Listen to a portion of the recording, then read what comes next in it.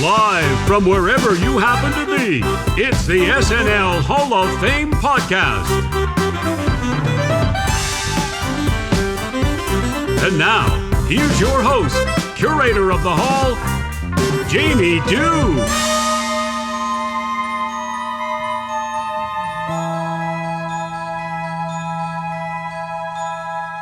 It could be in a Spielberg movie, for heaven's sake.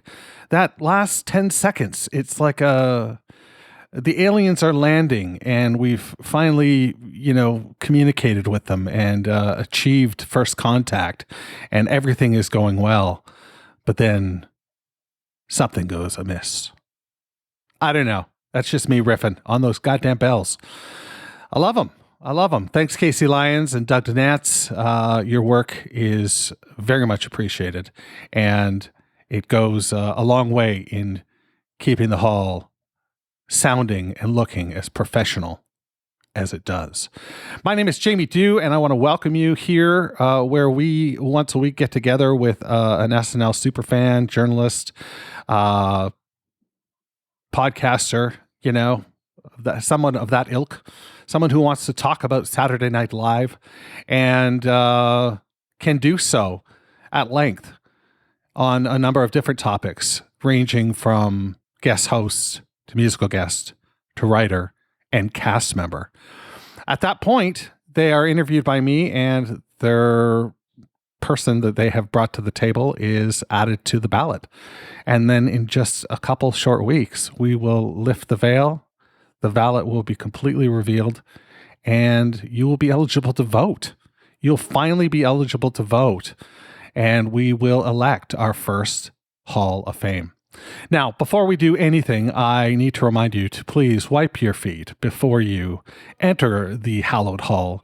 You just don't know what kind of, it's spring. The ground is a little muddy. You just don't know what you could be tracking in here. So we don't want any of that. Today we are, getting ready to wind things down, quite frankly. And, we are meeting with our friend Justin Renwick yet again. And he is going to take us through a great, episode with Dan Aykroyd.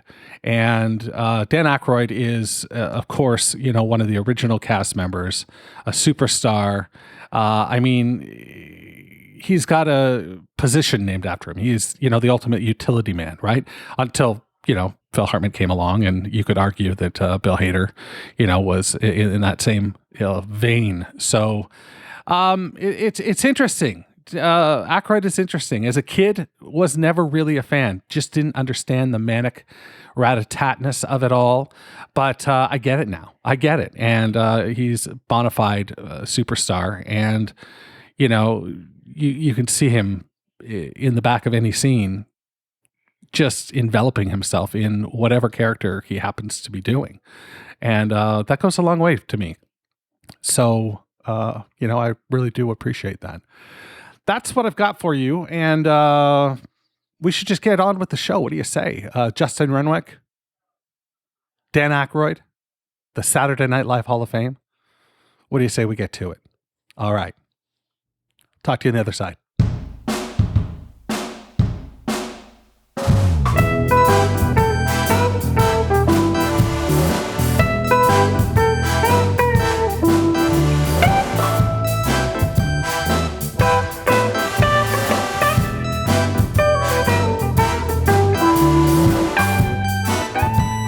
So let's get into the thick of things here. Who are you bringing to the table today? For performer, I would like to nominate. Is that the word we're going to use? So. I would like to nominate Dan Aykroyd, who, it's funny, you don't appreciate some people at the time. Like I knew he was funny, but you don't realize that you're seeing this incredibly high bar. And then when you see other people that call themselves like sketch comedians or whatever, and they're just not at that level, you sort of realize the difference between somebody like Dan Aykroyd versus, anyone else. I know I'm not making a lot of sense right now, but no, you are. Okay. It's just the guy is just oozes talent. Like, he's a really good writer. He's a great performer. He's a really good actor, and just like 100% commits to things. Like, he's one of those guys. Kate McKinnon sort of has the same thing. If we're going to talk about somebody More now to compare to, she's someone that disappears into her characters. Her face is a little more recognizable, though. I don't know. You may have read this story. Like back in the heyday of Saturday Night Live, Dan was the only guy that could still ride the subway and not get recognized. Really? Yeah. No, I haven't read that. Whereas Chevy, there's the other famous story. It was like maybe a month after they'd been on the air. He was taking the bus to NBC, and he looked up at one point, and everybody on the bus was looking at him. Oh my God. Yeah, and it really freaked him out. Yeah, I guess so. Could you imagine? That would be no. Toiling away in obscurity for all those years, and everyone on the bus knows who you are. Well, the show was just so monstrous out of the chute, right? Just like a juggernaut. Like when you read like the ratings and things like that, like it was. I wish 70s, I had been a part of. I wish I had been a part of it. You know? Oh, tell me about it. Yep. Or even just to be a fly on the wall in a writer's room. Oh God, yeah. Just to hear the bits and premises being thrown back and forth. A really high fly on the wall. Yeah. Right? Yeah, you'd have to be. A fly with all the access in the world. All right, so let's talk about Dan Aykroyd. You mentioned that, this is somebody who disappears into characters, and I mean, we've all seen it when he's an extra in a sketch.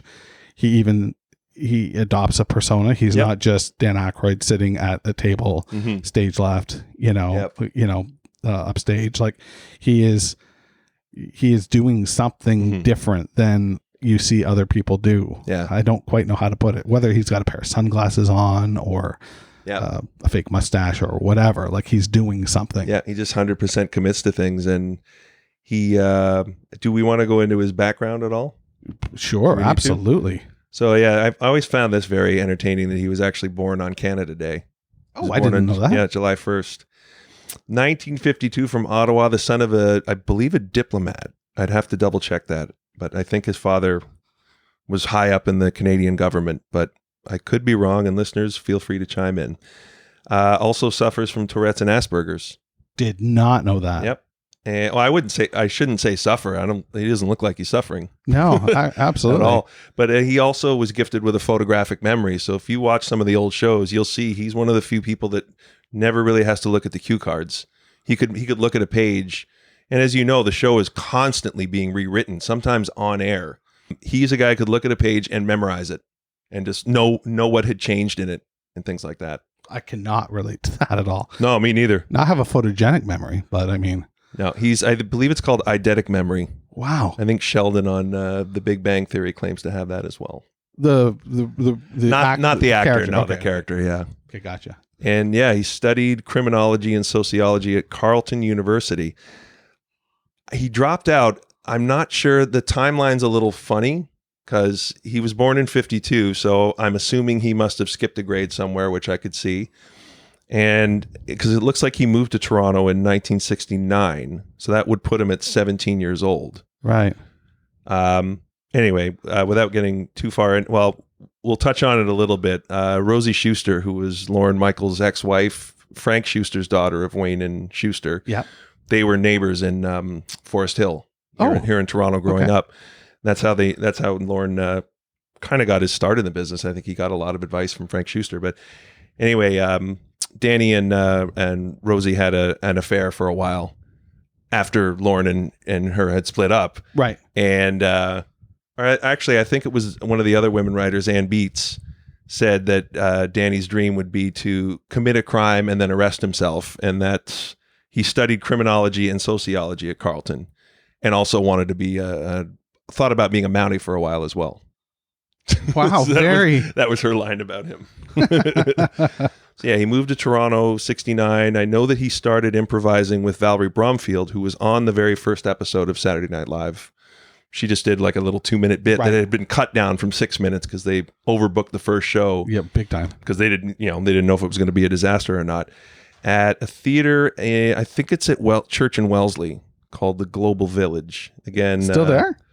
I think there's something there. Again, listeners, if you want to chime in.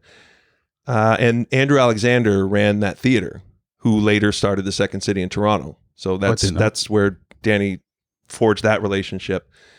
And yeah, apparently I just learned this, and this was on Wikipedia, so who knows? But apparently Danny was on Lorne Michaels show that was on CBC in the late 60s, the Hart and Lorne Terrific Hour. Hart was Hart Pomerantz, who was a co-collaborator with Lorne. They both wrote on Laugh-In before that, and then wound up coming back to Toronto and doing the show. So apparently Danny appeared on that show, and he would have only been 17 then, which is crazy. I can't imagine performing comedy on TV at 17. No. I was so awkward and ugh. And yeah, he was with the Second City, the initial cast of the Second City in Toronto.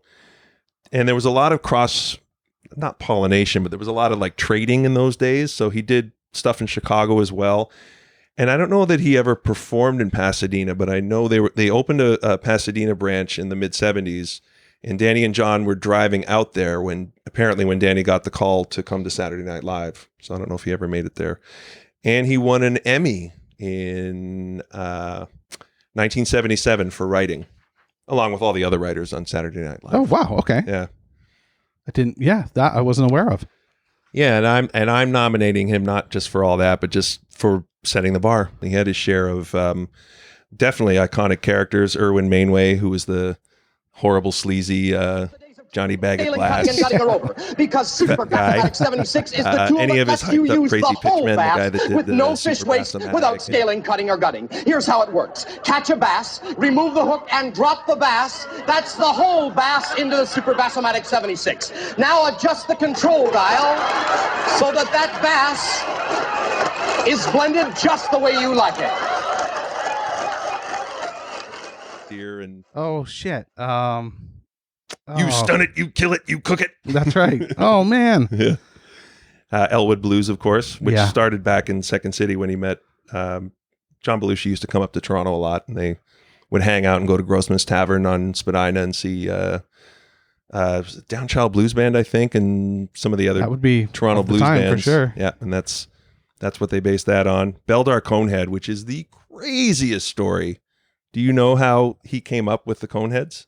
Well, I read Tom Davis's book. Yeah. And it's like a drug-addled like craze-a-thon. And he talks in that book about how he and Aykroyd went away one summer to Easter Island. Yep. So this is the story then? That's only part of it? Only part of the story. Okay, so then you tell the story. Yeah, it was after the first season. Yeah, they went to Easter Islands, and apparently Danny would just sit there afterwards going, the heads. Because for those that don't know, there's these giant head sculptures on Easter Island that bear a bit of a resemblance to the Coneheads, I'd say, because they're sort of, they go on a downward trajectory, I guess. I'm miming a downward trajectory, but you can't see that out there. Unless you pay the bonus fee. You're watching live right now. Or unless the LSD is really good. The other two influences were French pinhead lawyers was something he had come up with. God knows why. The show, whoever at the show said that wasn't a good idea because you're going to insult people who were, I forget the term, encephalax. I don't think I'm saying it right, but basically whatever gives you quote unquote pinhead. I feel like I'm triggering so many people right now. Anyway, there was that. And I think it also started, he was watching TV and he'd smoked a joint and was a little high and the aspect ratio was off. So everybody was kind of stretched and sort of, looked like the Conehead. So he put those three things together and came up with the Coneheads, and that's why they came from France, because they were French pinhead lawyers at one point. Jesus Christ, that's great. Yeah, and it was funny because they observed American society as an alien would, and pointed at mass consumption. Let's consume mass quantities. Open 6 beers at once and eat an entire bag of chips, and it was a pretty good satire on North American life as well. Not to give it too much credit, but. Those levels, right? Those levels to comedy. Fred Garvin, male prostitute. They only did the one sketch, but you really didn't need another one. That one was perfect. You remember that? I just remember the catchphrase. Yeah, Margot Kidder.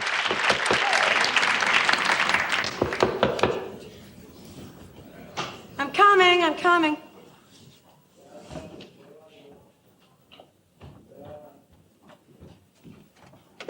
Hello? Mrs. Potter? Yes, that's me. The same Mrs. Potter who's vice president in charge of loans for the Franklin National Bank of Chicago? Yeah, that's me. Hey, this is for you. Oh, thank you. Thank you very much. May I come in? What for? Well, you see, ma'am, when a VIP like yourself comes to Moline to do business, it's customary for the company to send a gal up to the room. Compliments of Great Lakes Feed and Grain. And, well, since you're a gal, the company sent me, Fred Garvin, male prostitute.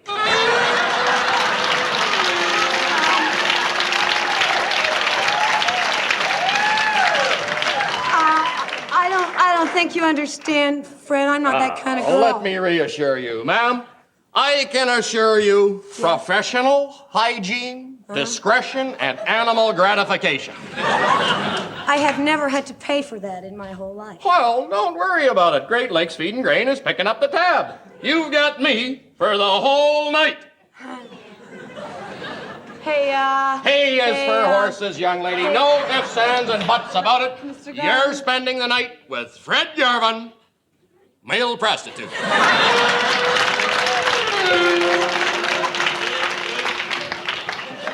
Well, now, I have a work order here which specifies that I am to roger you roundly till 6:15 tomorrow morning.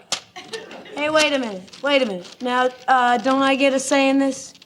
I mean, maybe I want some sleep. Maybe I don't want to be rogered roundly. Ma'am, you're dealing here with a fully qualified male strumpet. I service the entire Quad Cities area, Moline, Rock Island, Davenport, and Bettendorf. Why not give me a word? What have you got to lose?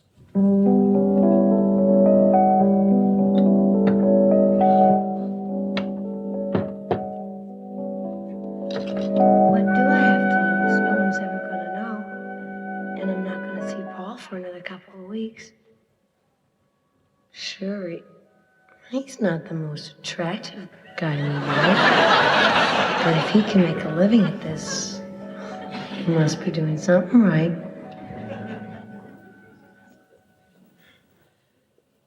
Okay, Mr. Garvin. I'll try it. Congratulations, Mrs. Potter. I knew you'd come to your senses. And now, ma'am, if you're amenable, I'd like to begin the session by striking a few seductive poses.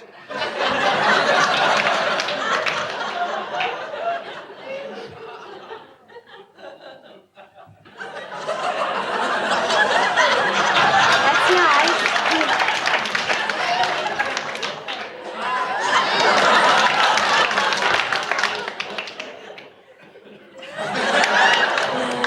I call this one the snake.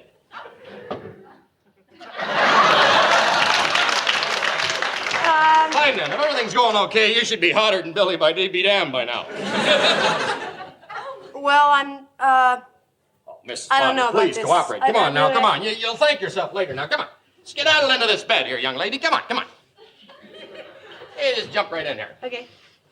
Now, if you don't mind, I do work with the glasses and jacket.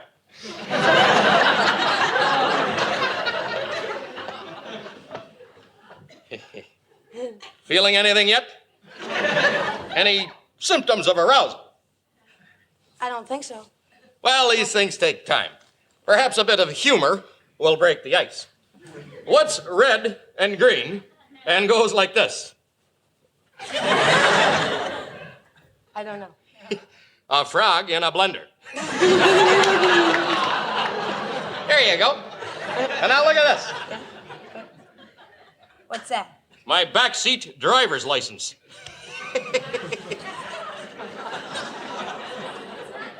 Enough foreplay. Let's get cracking.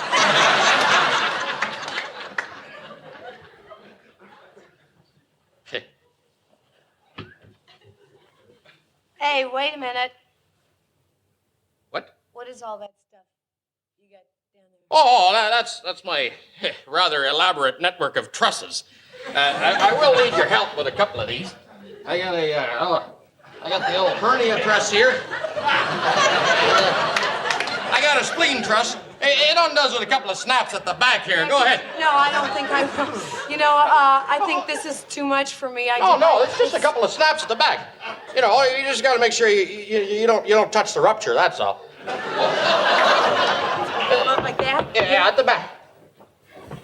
Ooh, I'm so. Oh. Who's that? Who's that? It's Slick. Slick. Slick. Your friend? This takes a little explanation. You see, Slick is a gentleman of leisure. He looks out for me and the girls. Be there in a jiffy, Slick.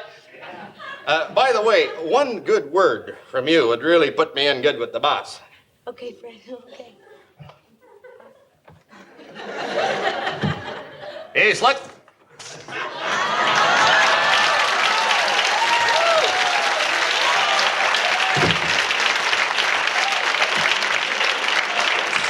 Fred, my man. I was down the hallway. I thought you might need some help with your trusses, baby. Oh, no, we don't need any help with his stresses. In fact, I think maybe you both better get out of here. What's the matter, lady? Hasn't Fred attended to your needs? Oh, no, he's really attended to my needs. He was wonderful. The earth moved. In fact, it moved so much, I don't think I could take any more. That's my Fred. Yeah, he's my bread and butter man. You see, in my stable, I got 8 girls and Fred. Come on, Fred, let's go, man. They got some hungry women down in Bettendorf waiting for the Garvin lizard. Fred, I just want to thank you for tonight. I'm never going to forget it. Well, thank you, ma'am. I do what I can. Because I'm Fred Garvin, male prostitute.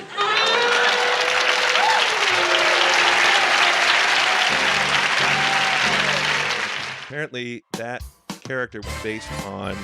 Danny would do this to make Rosie Schuster laugh.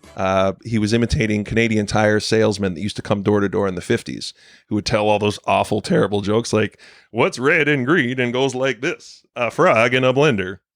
And with the hat and the glasses and everything. And I also have Yortuk Festrunk here of the Festrunk brothers. Absolutely. I mean, which to my understanding was Steve Martin's bit. He did the other brother, but I don't think he had a name, but he did that character that talked like this. And yeah, when I meet a woman, I walk right up to her and put my hand right down her pants. Like this. Yes. Yeah. And also just you can't and shouldn't get away with nowadays. So that is why I am nominating Dan Aykroyd, because I think he exemplifies the best parts of the show. And he was also somebody that was, I think it was John Belushi's book, Bob Woodward's book, Wired, about John Belushi. And I think they mentioned it in Doug Hill and Jeff Weingrad's Backstage History of Saturday Night, which is probably the book I've read the most in my lifetime, because I think it's amazing. That's not only well written. That's the one that's from 86, right? Yep. Yeah, I'm about halfway through that right now. Yeah, I read that in my first year of college and was just absolutely obsessed with it. I had no idea at that point that Dan Aykroyd had been in Second City. Well, I think this is a great nomination. I think that he's one of the original hires. He stuck around even when his bestie left the show. Well, they actually left the same they left season together, didn't they? They left after. But he was waffling. He wasn't sure. He was really torn between and they left loyalty. to do Blues Brothers, right? Yeah. Okay. Yeah. Okay. Sorry about that. They had so much stuff going on at that time. It's a shame that he had to leave. And Bill Murray has said he felt really put upon because now he had to do all their roles, and that's why they also bumped a lot of the writers up to performers just to cover all the stuff that Dan and John used to do. That's right. Al Franken. If you watch that season, they all became featured players in that season. 79-80. The credit roll used to go on forever. Yes. And SCTV actually did a really good parody of it that year. They did Thursday Night Live. They did? Live from Edmonton. Have you never seen it? No. Oh, dude, it's so good. Earl Camembert is the host. And it opens with it's very typical of Saturday Night Live at that period. There's a lot of backstage, fourth wall stuff, a lot of like ridiculous over-the-top drug references. They have a black actor who they put in drag, which they did to poor Garrett Morris way too often. Right. And they really nailed it. And yeah, the credit roll just goes on and on and on and on and on. Really funny. Look it up. Oh, Thursday Night Live. Yeah, I'm not I'm not overly versed in Second City. I won't lie to you, or SCTV rather. We're gonna save that for another podcast. But I will say, without Saturday Night Live, you would not have SCTV, because Andrew Alexander, who ran the Toronto Second City, was tired of losing his cast members. He lost Danny and Gilda, Right. And Lauren was circling the waters trying to get. I know he was interested in Joe Flaherty, John Candy, and Dave Thomas. Catherine O'Hara as well, right? Catherine O'Hara was on. She was signed and was going to be on the show in the 1981-82 season. That's right, and it ended up being went down there. They brought back Michael O'Donoghue, who had been the head writer, who was a very mercurial talent in his own right, and he was particularly off the rails at this point, and had them spray painting the word danger. Or he spray painted the word danger, ran out of paint halfway through, and then like ruined his stunt by having to open another can to finish spray painting the walls in the 17th floor where they write the show. And yeah, Catherine O'Hara said, and then I'm standing there spray painting on this wall going, what am I doing here? All my friends are in Edmonton getting ready to do a show for NBC. Like, fuck this. Right. I'm leaving, and let them know my friend Robin Duke, who they were old roommates, you should hire her. And they hired Tony Rosato as well, who'd also been Second City stagecast and on the show. Damn. On SCTV. Yeah. Wow. So why should, like, if you were to summarize it in a nutshell, why should somebody vote for your nominee when the time comes to vote? Because I think he is one of the architects who helped shape what the show is today. As like Chuck Berry is to rock and roll, Dan Aykroyd is to Saturday Night Live. Just the premises, the manic pitches. Like, even I would say he's one of those people that can elevate lesser material just solely through commitment. Wrote so much of it, so very much his voice sort of dictated what the show was, and just absolute commitment and stagecraft, and just so talented, like unbelievable. Excellent. Yeah. All right. Well, when the time comes, will Dan Aykroyd get your vote? We will find out.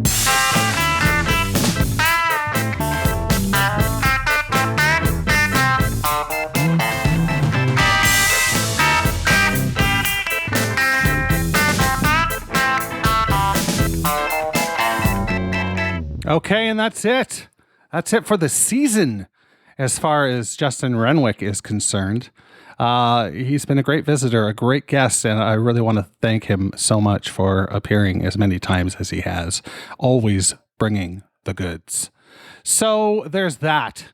And that brings us to the end of this podcast episode. That brings us to the end of Dan Aykroyd. Pretty good stuff, right? The Easter Island French pinhead stuff, that's fantastic to me. And again, the book that I mentioned is the Tom Davis book. And the title is escaping me at the moment. But it's a great book. Look it up. Easy read as well. So what do you say we pack things up for this week and start to build the excitement toward the voting period? April 25th. So that's next Monday. Oh my goodness gracious. We got one episode left. And then we're going to be doing some fun punditry. And I hope you enjoy all of that. But for now, I'm going to ask that you do me a solid. And as you're walking out the door, just reach over and flip that light switch off. Because the SNL Hall of Fame is now closed. Thanks for listening to the SNL Hall of Fame podcast. You can find everything you need to know about the show at snlhof.com. Don't forget to subscribe, share, rate, and review the show wherever you get your podcasts. This is Doug Denant saying, see you next month in the hall.